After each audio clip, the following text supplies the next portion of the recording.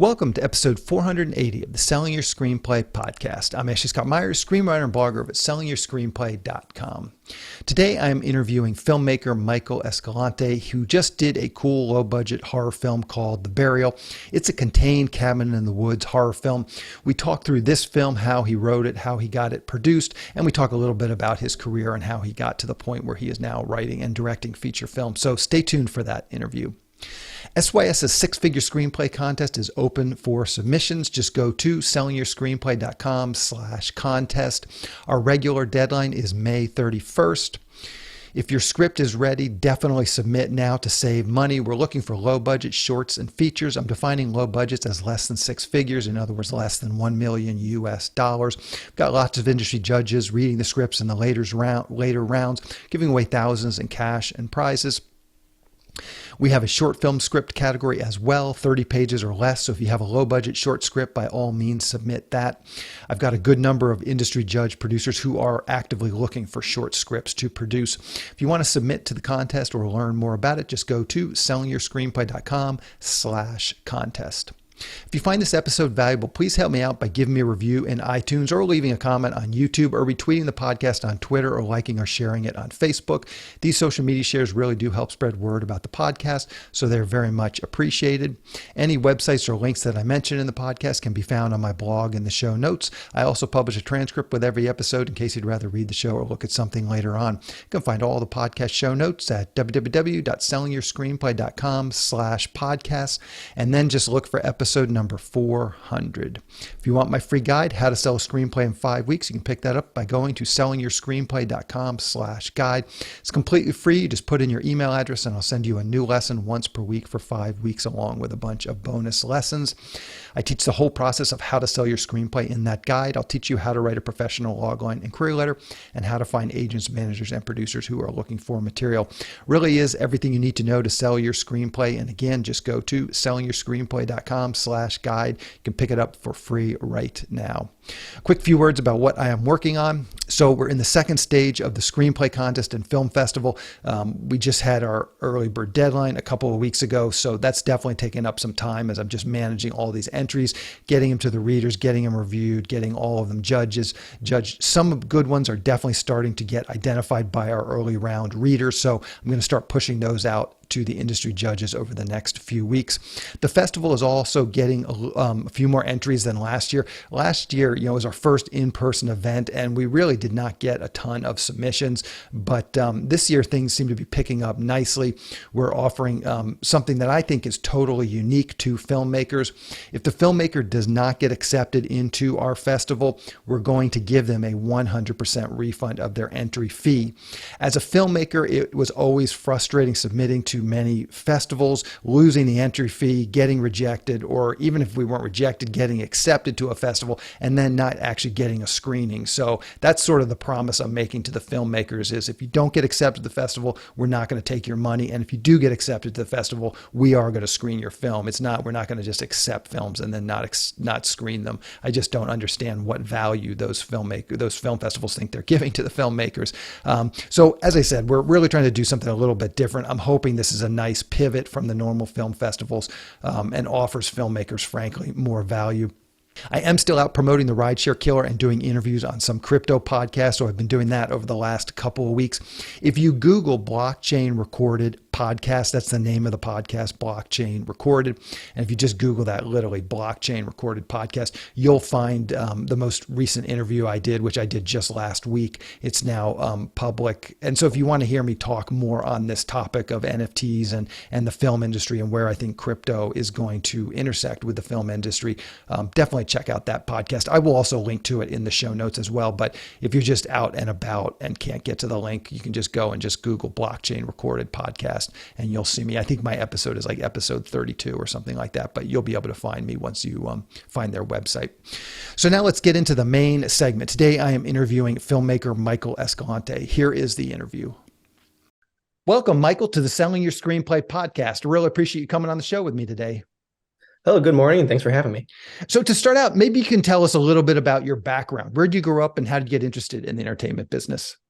Yeah, so I grew up in Norwalk, California, which is like a suburb on the outskirts of Los Angeles County. And growing up, my family was always really big into like going to the movies. Especially my mom, who would take me like after school on Friday afternoons a lot as like a little surprise. So I always associate going to movies like with very positive memories. Hmm. But it wasn't until like high school where I started taking it more serious, like seeing it as like an art form and as a potential career path. And it was in high school I started writing feature length screenplays just for fun and just to see if I can do it and if I liked Hmm. it. Looking back at them now, they're really bad, but I completed them, which was cool at the time. Hmm. Um, but and also my family also really was always like into storytelling. Like my dad was a high school English teacher, and my mom at the same time as me also got into writing screenplays. So we would kind of help each other read each other's stuff, enter the same competitions, Huh. and see who made it. Is she still writing? Yeah, yeah, Okay. she's really good. Okay, good, good. And so I went to college. I went to UCLA as an English major, and I was a little intimidated to go into the film program because I still had interest in like journalism and other fields. Teaching was also an option. But I took film classes there. I made some short films in like student festivals there. Got screened, had some success in that sense. But those shorts were like more like skits that I was making with like my friends from high school. So there Hmm. really wasn't a script. There was like an idea, and then we would just kind of like improv it. Um, but in my last year at UCLA, I interned at Roger Corman's movie studio, New Horizons Pictures, Hmm. and that's when I really started seeing it as like this is a job I can get potentially, in the movie business. And I was Hmm. just interested in being part of anything, like when I was Hmm. doing the internship there, I was like giving script coverage, doing social media stuff, but I was just happy to be around business at all. I Hmm. got to meet Roger Corman, which I thought was pretty inspirational.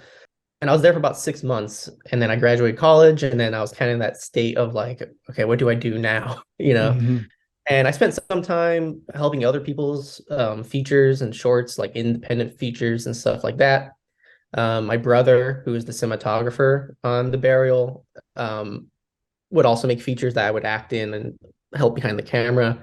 So I got like an idea of what's possible to do on a real like indie DIY level of production. What Hmm. what can you expect to achieve?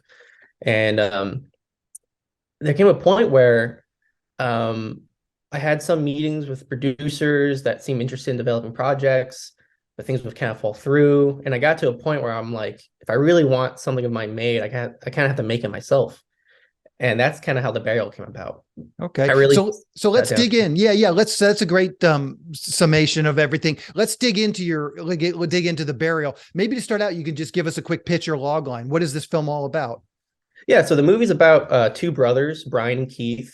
Brian has his life together, whereas Keith is sort of the black sheep of the family. He lives in a cabin in the woods by Hmm. himself because the family's kind of like ostracize him there. They're like, it's easier if he's just separate, if we don't Hmm. really interact with him because he kind of has a sketchy past.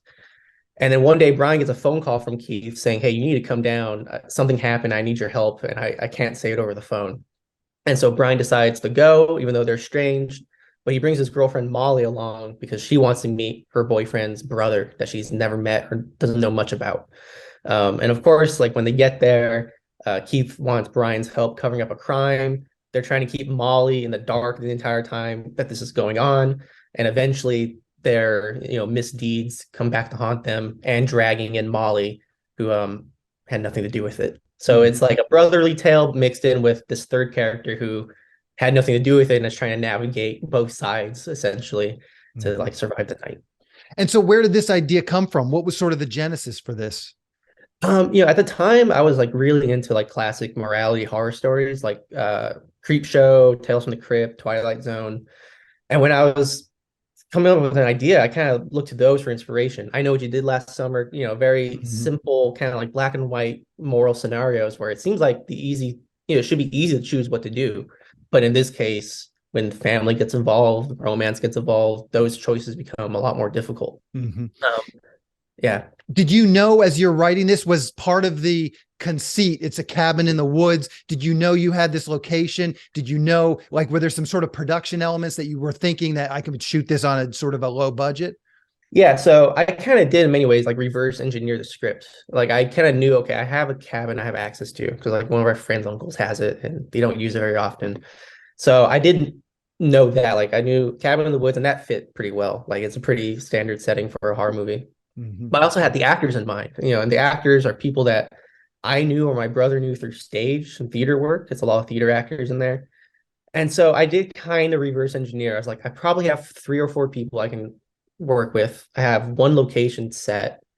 And then that's when I started writing the script, using these pieces to put together a movie.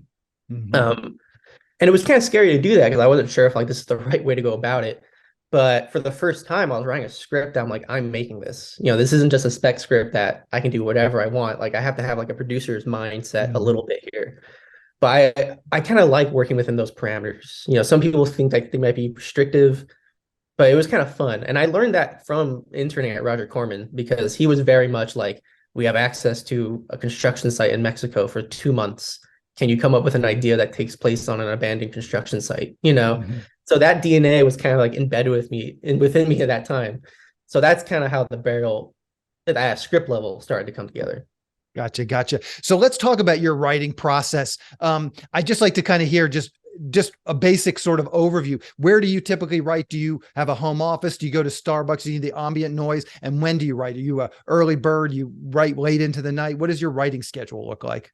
It's mostly at night for me. I've tried to get better about doing it during the day, but I don't know why I don't get as much done. I still can get Mhm. some stuff done. And I used to be like a Starbucks person that would go to the cafe and I needed that. But over time, I found like it's much easier just to do it at home. Mhm. I do have a home office, but a lot of time I'm just in the kitchen because like my apartment is kind of like Mhm. not that big. Yeah, But yeah, yeah. And yeah. and how much time do you spend outlining, doing index cards, that sort of stuff, versus how much time do you spend actually in Final Draft cranking out script pages? I definitely spend more time in Final Draft. I used to do index cards. That's what we were kind of taught. Hmm. There was actually a high school screenwriting class that lasted 1 year that Huh. I took. And we did index cards there. But I found myself like I always want to change stuff. I tinker a lot along the way.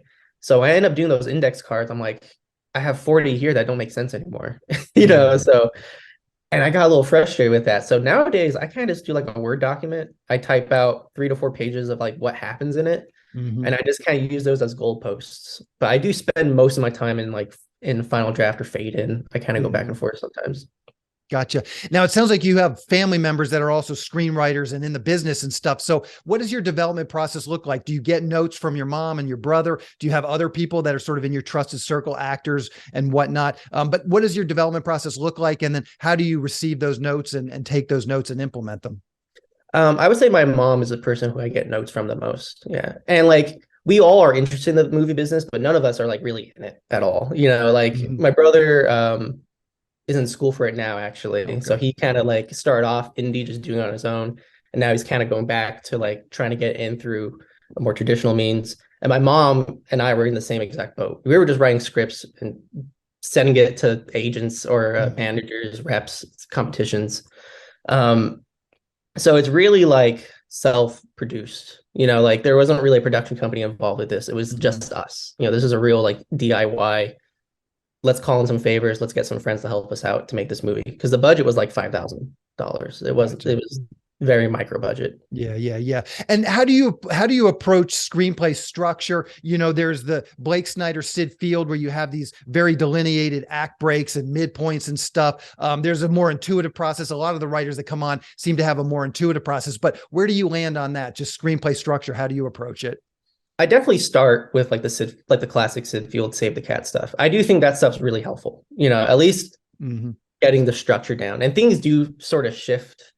And I realize like even when you're making the movie and editing it, the page 60 of the script ended up being the midpoint of the movie, which would have been like page 40. Things Hmm. shifted a lot with the Yeah. burial, not just on the script page, but in the post, in the editing phase. Hmm. So I definitely use like your classic, like inciting incident. You should have your first act done around this certain page. I definitely start there, but things do kind of shift around a little bit, either in the writing phase or definitely in like the post production phase. hmm How do you approach genre requirements with low budget films? You hear sort of conventional wisdom is an action film needs an action scene every 10 pages. A horror film needs, a scare every 10 pages. How do you approach these sort of genre requirements? And obviously a cabin in the woods sort of setup is a familiar setting for a horror movie. So again, how do you sort of approach these genre requirements and other films that have come before it? Yeah, like a big inspiration for this one in particular was from a director named Larry Fessenden, who did this movie called Wendigo. And what appealed to me so much about his work is that his first acts are usually like very like it's a family drama, like it's not really quite dipping its toes into the genre yet. So I don't necessarily think so much in like you have to have a scare every like 4 or 5 pages or something like that. I think in terms of like set pieces. I think in terms of like each act has to have at least one or two big scary scenes in it, more so than like hitting a predetermined hmm point where you should jolt your audience and remind them that the movie's on, hmm which could be risky, but I do think it's more effective when like I like when movies kind of shift genres. I like the idea of someone watching the first 20 minutes and then by the end of the movie, you're like, how did we get here? I enjoy that gradual shift. So I do kind of play within genres that way, where like first act, I like kind of starting a little bit more low key, more family drama. And then by page 3, you should know, oh, this is turning into a horror movie. And then by the end, I want you to think, how is this not a horror movie from the start? Because things have gone so off the rails hmm that that I can't believe it started off as low key as it did. Yeah, yeah. So, okay, and I really appreciate too you're being so open about the budget.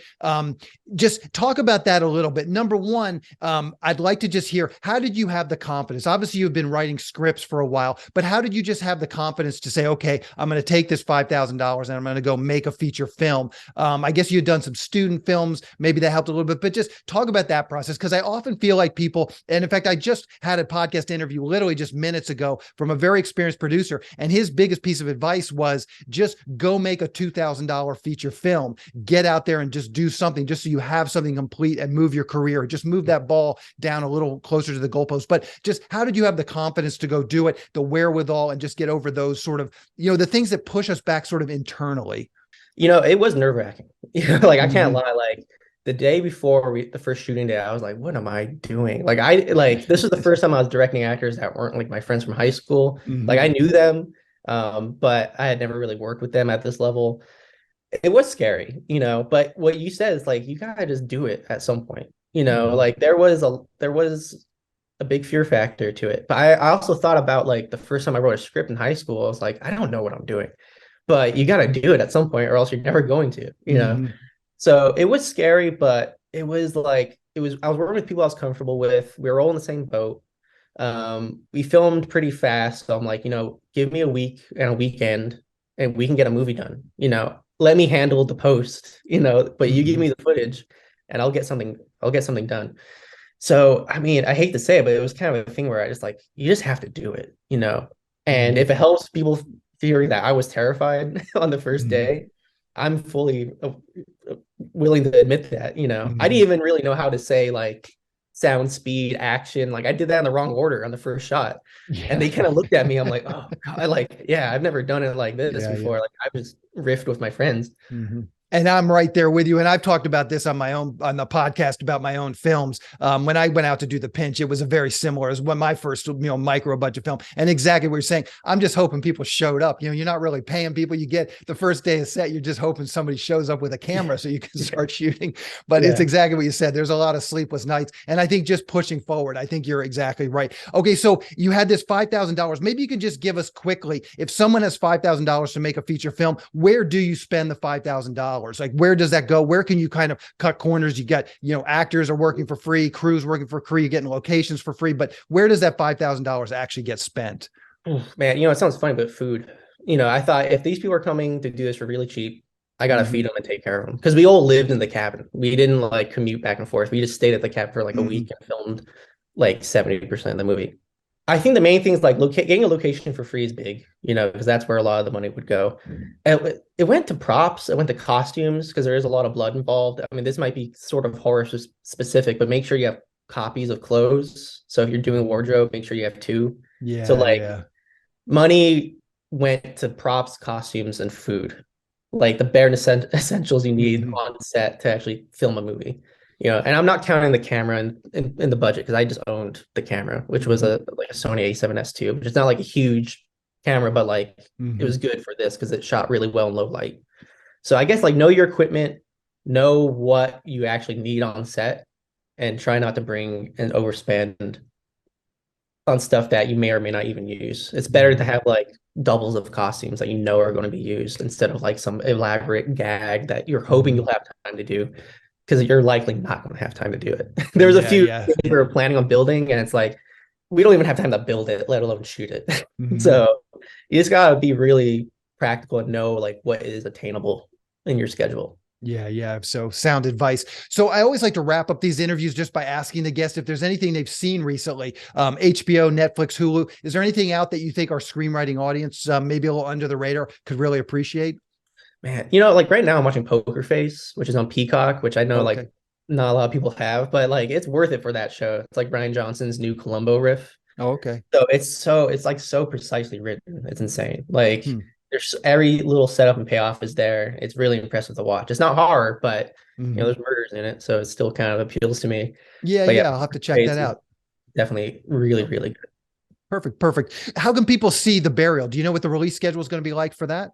Yeah, so March 3rd, it'll be on digital platforms. Right now, I know for a fact it'll be on Vudu, but I know that there's talk of Tubi and stuff like that. But I know for a fact Vudu, March 3rd, it'll be available for rental, and I think with like an ad-based free viewing as well. Gotcha, gotcha. And what's the best way for people to keep up with what you're doing? Facebook, Twitter, Instagram, anything you're comfortable sharing, I'll put in the show notes.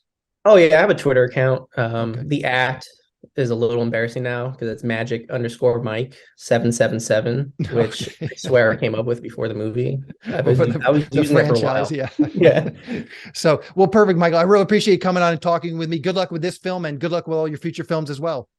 I appreciate it. Thank you for So, having me. thank you. We'll talk to you later. Yeah. Bye. A quick plug for the SYS Screenwriting Analysis Service. It's a really economical way to get a high quality professional evaluation on your screenplay. When you buy our 3-pack, you get evaluations at just $67 per script for feature films and just $55 for teleplays. All the readers have professional experience reading for studios, production companies, contests, and agencies. You can read a short bio on each reader on our website, and you can pick the reader who you think is the best fit for your script. Turnaround time is usually just a few days, but rarely more than a week. The readers will evaluate your script on 6 key factors: concept, character, structure, marketability, tone, and overall craft, which includes formatting, spelling, and grammar. Every script will get a grade of pass, consider, or recommend, which should help you roughly understand where your script might rank if you were to submit it to a production company or agency. We can provide an analysis on features or television scripts. We also do proofreading without any analysis. We will also look at a treatment or outline and give you the same analysis on it. So if you're looking to vet some of your project ideas, this is a great way to do it. We will also write your logline and synopsis for you. You can add this logline and synopsis writing service to an analysis, or you can simply purchase this service as a standalone product. As a bonus, if your screenplay gets a recommend or a consider from one of our readers, you get to list the screenplay in the SYS Select database, which is a database for producers to find screenplays and a big part of our SYS Select program. Producers are in the database searching for material on a daily basis, so it's another great way to get your material in front of them. As a further bonus, if your script gets a recommend from one of our readers, your screenplay will get included in our monthly Best Of newsletter. Each month we send out a newsletter that highlights the best screenplays that have come through our script analysis service. This is a monthly newsletter that goes out to our list of over 400 producers who are actively looking for material. So again, this is another great way to get your material out there. So if you want a professional evaluation of your screenplay at a very reasonable price, check out www.sellingyourscreenplay.com/consultants. Again, that's sellingyourscreenplay.com/consultants. On the next episode of the podcast, I'm going to be interviewing filmmaker Welby Ings, who just did a LGBTQ boxing drama.